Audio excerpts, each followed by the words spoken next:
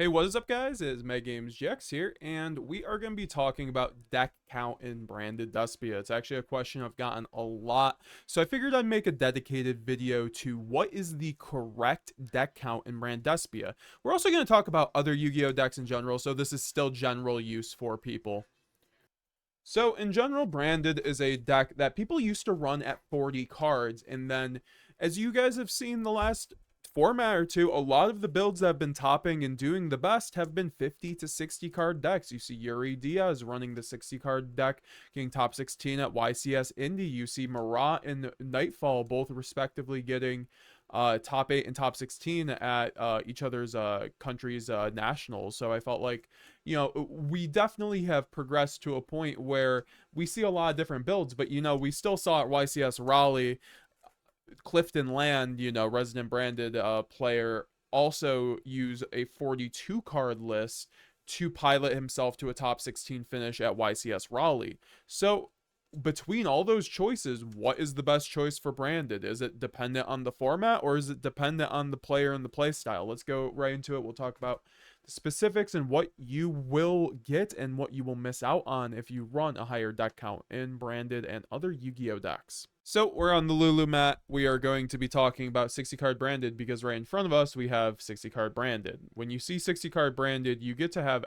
best of both worlds. You get to run 3 Cartesia, you get to run 2 Quem, you get to run things like 3 Saranir, because Saranir is really nice in order to facilitate cards like Allure of Darkness and Branded in High Spirits, which is mainly the reason why you're able to run a 60 card build, in my opinion. In my opinion, Branded ratios really just come down to you have to make sure you're able to start with like 2 extenders, because Branded does really well with with like a combo plus extender. Also, just having a way to play through Ash is really nice. So I think these draw power cards help you kind of facilitate both of those goals, because you're able to draw into your cards, draw into your important pieces, draw into things like Branded Fusion. You're able to draw into things like, of course, High Spirits. Also, Paw of Desires is another card I run in 60 card. Triple Tactics Thrust, of course, Fusion Deployment. These are cards that, if you're running a 60 card build, you're, you might be worried about bricking, but no, you have 10 extra cards in order to run things like Desires, Allure of Darkness. Also, in the past, I've been known to fill the 50 to 60 slot with Patchwork, because Patchwork actually works quite well in a 60 card build, because these are cards that you traditionally wouldn't actually be able to run in like a 50 or below build. I mean, Allure of Darkness you sometimes see, High Spirits you sometimes see at 3, but never in combinations. And I feel like Branded does really well when you're able to start your hand at like +2 cards, +3 cards even, especially going second. That's super important for playing through interruptions, whether it is going first or going second. And you guys see these are just the 10 cards. So why would you add these 10 cards to your 50 card list? Well, it's because of that concept I was just talking about. We want to draw into, basically, we want to have starting hands this format full of 8 cards in hand, essentially. When you're going second against a Fiendsmith board, a Fiendsmith Yubel board for that instance, you need to have multiple board breakers and multiple extenders and multiple ways to play through these boards, because they're going to set boards full of multiple interruptions on top of having multiple hand traps. You aren't going to be playing through a fully optimal board with a deck that runs 0 hand traps to begin with, for the most part, unless you're on a spicy build. You aren't going to play through these boards. You have to break these boards. So you aren't going to be able to play through them if you don't have the card advantage to do it. So that's why I think currently in the current format, 60 card Branded is actually the best variant, because the Fiendsmith cards have really overblown the end boards that the Yu-Gi-Oh decks are making at the moment, with cards like Beatrice being accessible by basically every deck in the game right now, and Beatrice being a card that can send any card from your deck to the graveyard on you and your opponent's turn. So it's just super broken. You can combo off with this card. You can also FTK your opponent. So you just need to be able to see your cards when you're going up against that kind of brokenness, because all these 1 card combos facilitate boards that are just really unbreakable. And then on top of that, once you've broken the board, you have to deal with the hand traps. So like having much more cards in hand, like having the High Spirits or to play through Ash, especially going first, is so important. And that's why I've seen like builds even at 50 cards run 2 to 3 of this, like shout out to Nightfall.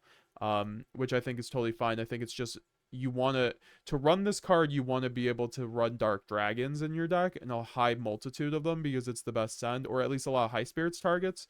So that's why I think that, like, Allure of Darkness works well with it, plus Edge of Chain, because Edge of Chain is also a high spirits target. It's also a dark, so all these cards kind of flow into each other, and Desires is really free. So, like, you really just pick a combination of three of these kind of like draw engines for your uh your 10 to 50. I still think high spirits is standard, though. You should be running it no matter what. It's just if you're running multiples, it is only a once per turn, but I think when you're running 60, you're also putting down the ratios of seeing your once per turn, which is also another benefit of running 60 cards.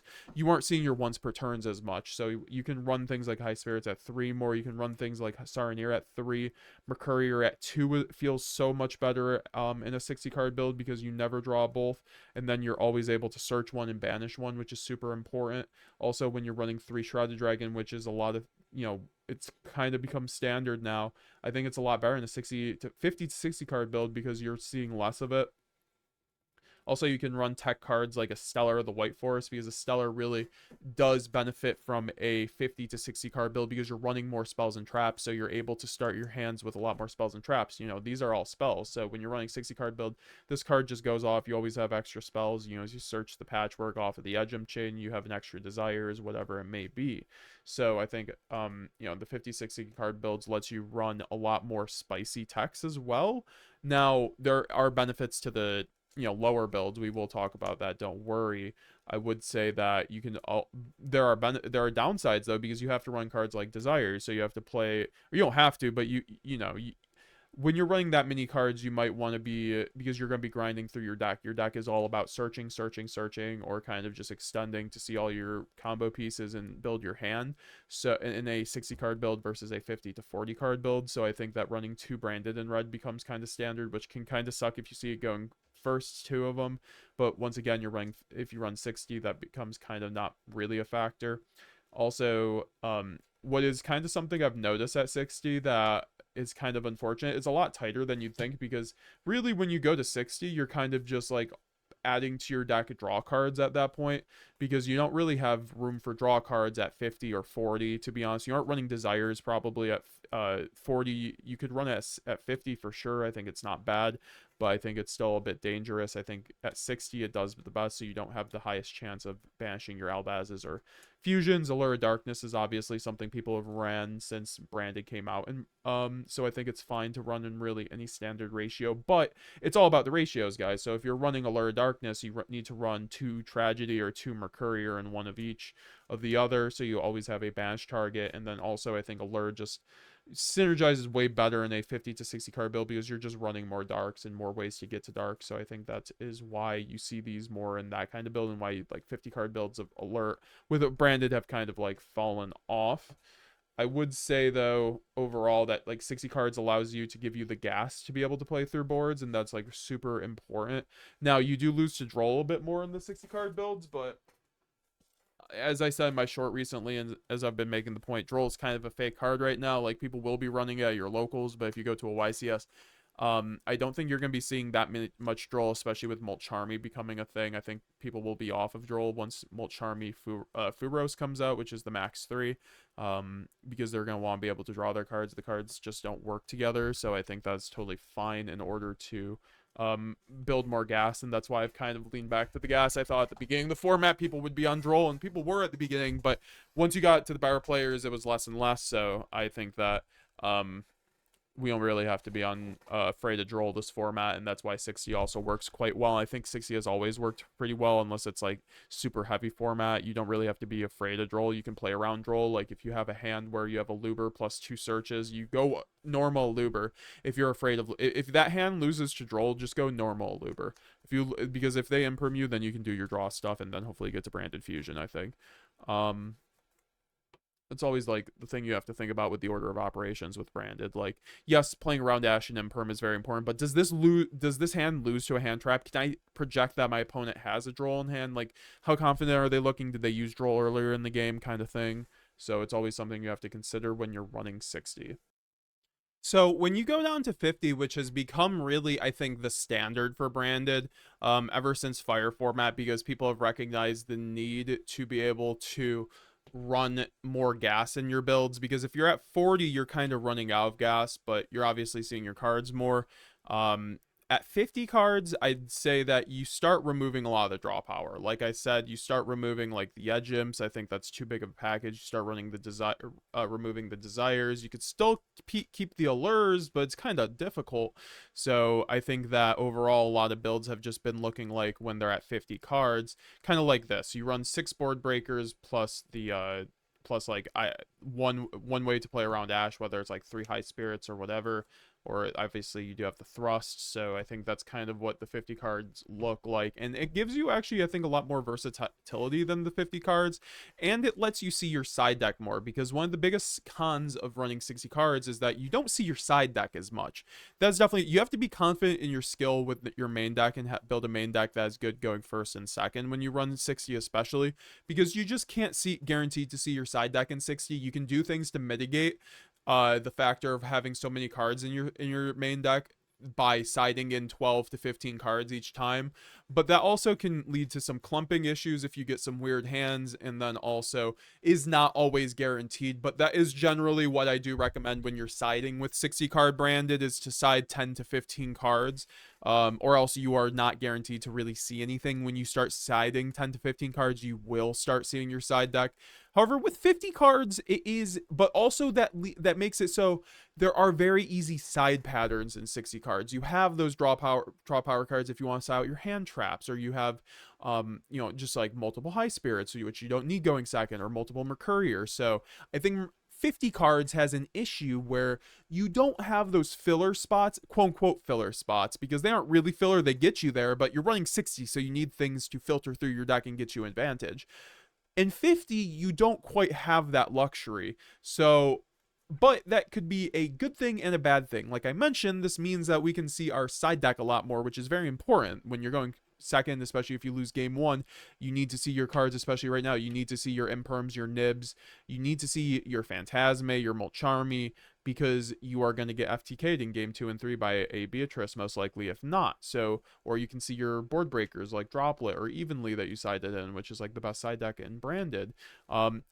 In 50 card, we can guarantee to see these side deck cards, basically. However, I think what becomes the difficult part is that there are multiple slots that now we don't have to just side out. So, we can't, we'll have to start cutting good cards. Like, obviously you could still cut the high spirits, but then you have to start cutting your Albions, which is not something you always want to do, or you have to cut maybe a Saronir or two against a matchup where Bystials aren't really impact.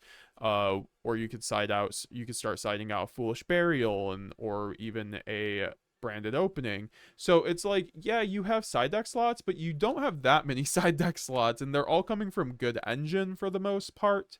Like siding out a second Mercurier, very obviously, maybe even a Magnamut, maybe even one branded red going second if you're running 2. So like, you see your side patterns are a lot more difficult than in 60, because in 60 we're just going to be siding out these draw power cards, for our other cards. Obviously, draw and going second is pretty good, but if you're trying to see hand traps, you don't want to see the draw power cards over the hand traps. In a standard format where we're siding board breakers and branded and not hand traps, I think that I think that overall, it's still very good to you still have a lot more slots in that matter, because sometimes you're running Nadir Servant in 60, so it's just like, okay, I can take out the Nadirs very easily going first, or going second. So I think that's a lot to consider. Also, in just like 60, there's just like far easier time just siding, because you have more cards. So I think overall, those are the pros and cons of 50. It's definitely, you have the gas of, you almost have the gas of 50. You aren't quite getting, or 60, you aren't quite getting there, and you're able to also see your hand traps, but you just aren't able to reach that ceiling that 60 is able to reach. But you're able to see your side deck, not your hand traps. I mean, it can be your hand traps.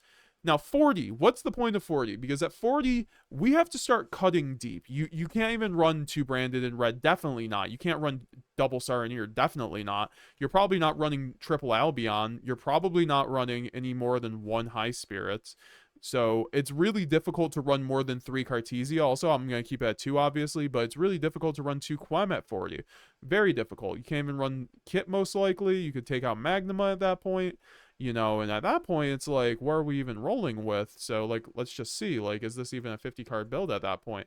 Because, you know, yes, you are going to be able, I do think there's actually a lot of pros and cons or to 40 card branded, because we saw Clifton Land do very well with 42 card branded, and we've seen some branded actually do well. This is 42 cards, funny enough.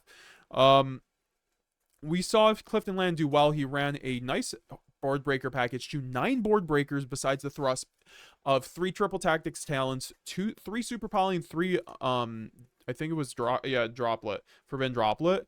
And that's a huge board breaker package, but that means he's always seeing probably 2 board breakers in hand, so he's able to crack any board, which is pretty good at 42 cards. You know, I highly recommend using a geometric calculator to calculate these ratios, because like I said, it's very much about ratios in the branded deck building game, and branded's a lot about deck building, especially when the deck has become so optimized since Fire format. I think a lot of it is just deck building at this point, and just getting ratios correctly and just being ready for the format or for the event you're going into.